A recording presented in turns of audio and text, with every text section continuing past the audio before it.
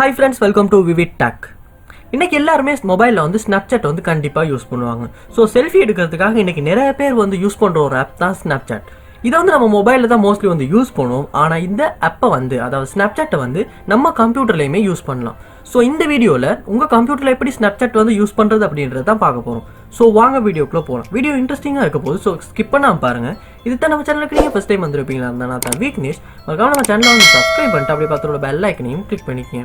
நீங்க உங்க கம்ப்யூட்டர்ல வந்து Snapchat யூஸ் பண்றதுக்கு எந்த ஆப்புமே டவுன்லோட் பண்ணணும்னு அவசியம் இல்லை. சோ உங்க கூகுள் குரோம் வந்து ஓபன் பண்ணிக்கொள்ளுங்க. ஓபன் பண்ணிட்டு சர்ச் பார்ல Snapchat அப்படின்றத வந்து சர்ச் பண்ணிக்கொள்ளுங்க. சர்ச் பண்ணிட்டு இதுல login அப்படின்றத வந்து கொடுத்துக்கொள்ளுங்க.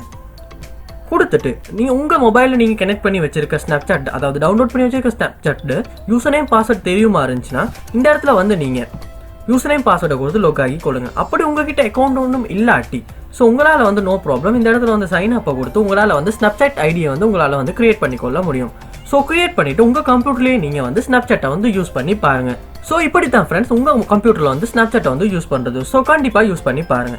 இந்த வீடியோ உங்களுக்கு ரொம்ப யூஸ்ஃபுல்லாக இருந்துச்சு. வீடியோ வந்து லைக் பண்ணுங்கள், ஷேர் பண்ணுங்கள், மறக்காமல் நம்ம சேனலை சப்ஸ்கிரைப் பண்ணுங்கள். தேங்க்யூ.